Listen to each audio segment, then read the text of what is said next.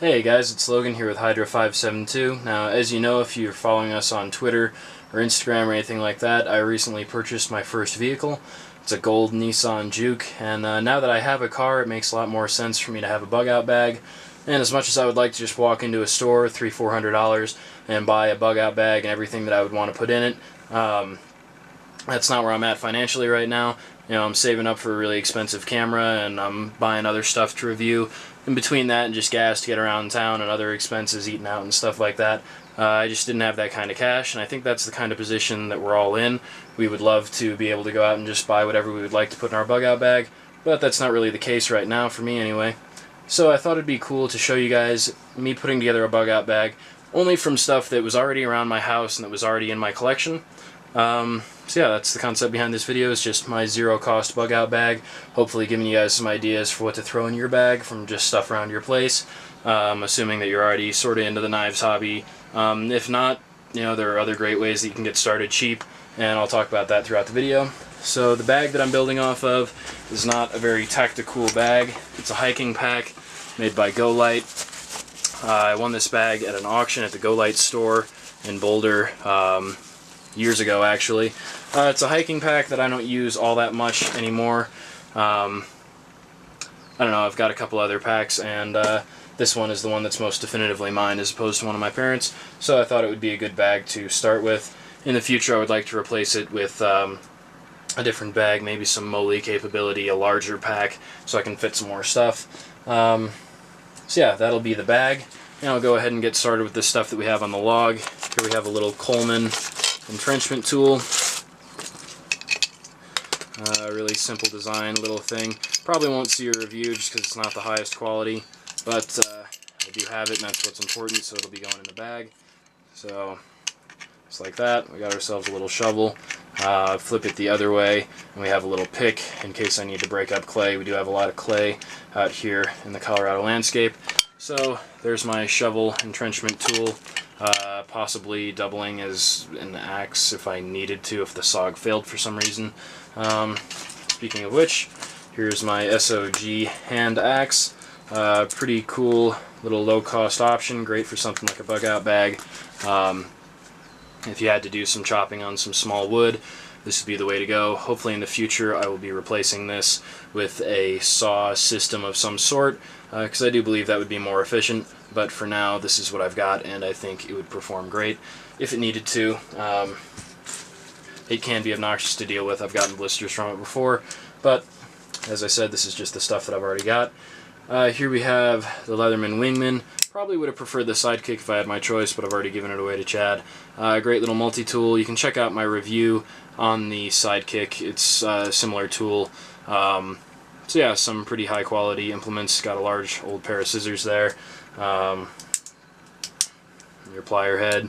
You got your screwdrivers and a serrated, or a partially serrated blade, and your box cutter, ruler file, all that sort of stuff.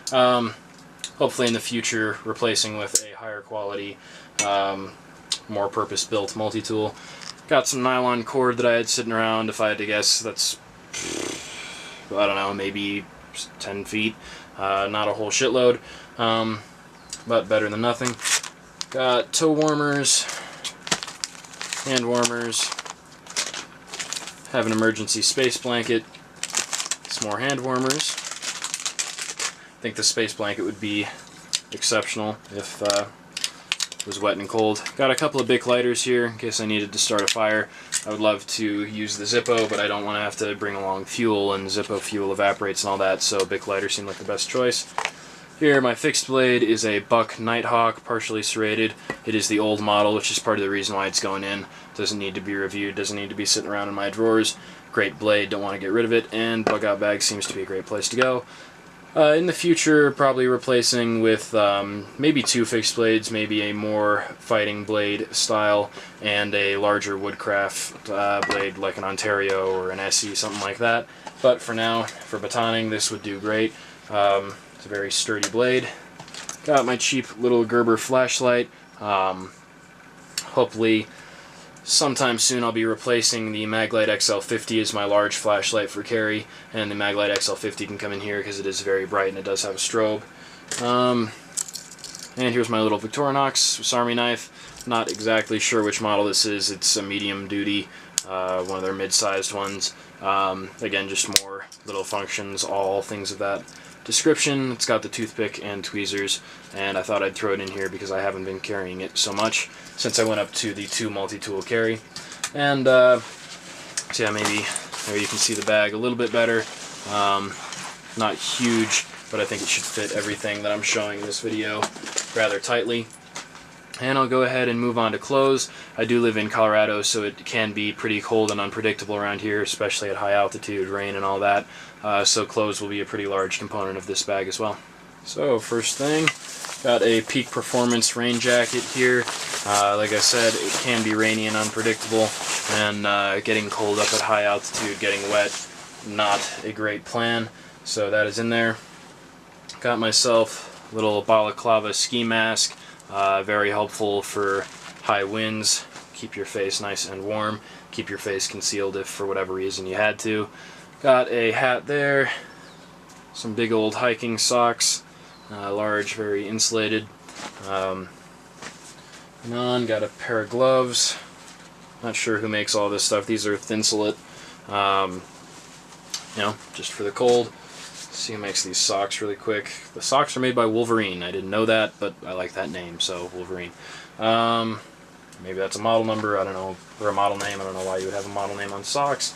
But there you go. Got some North Face warm pants. Not necessarily rain resistant. Probably looking to replace these with rain pants or just add rain pants. Either way, so there's that. Again, just in the interest of keeping warm, surviving for whatever reason. Maybe my car went off the road, or if I had to leave my car, whatever. You guys know what a bug out bag is for. And here we just got a long sleeve shirt. It is a Spider. Yeah, just a little bit small on me, so it hasn't really been in my hiking rotation lately. So it can go in the bug out bag.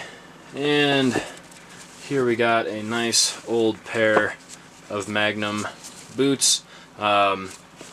These have been replaced for now for airsoft and sometimes hiking. Normally hiking I'm wearing hiking boots, sometimes I'll wear, here I've got them right here. This is the boot that I'm wearing now, a little bit less worn, a little bit better shape. So I figured these boots can go in the bag because, you know, I'm lifeguarding this summer and part of the time I'm driving around with flip-flops, snowshoes on, stuff like that. So if I had to leave the car real fast, I think I could survive. I've got calluses on my feet from soccer and hiking and running and all that, but still it would be a far more pleasant experience if I didn't have to go barefoot, and the boots are pretty old and beat up, so I won't be using them. So they'll go ahead and be in the bag. And yeah, that is my zero-cost bug-out bag. You guys will be involved in the process the whole way as I supplement items, as I buy new things and throw them in there. I'll let you guys know in a review or first impressions if I think a certain item's going into the bag, if I'm buying it for that purpose, or if that's just a decision that I've made. So yeah, don't be afraid if you are new getting into the whole prepping, tactical knife life, all that stuff.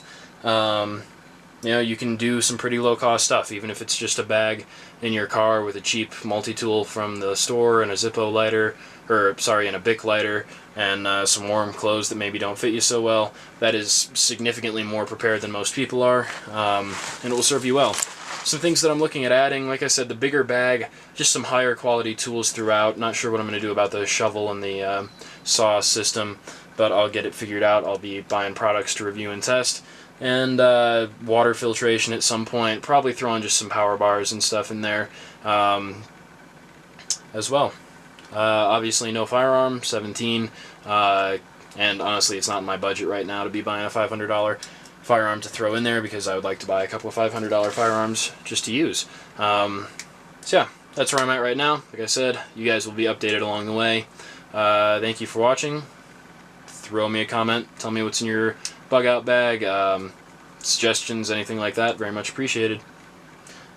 Thank you guys for watching. Stay tuned for more of the same.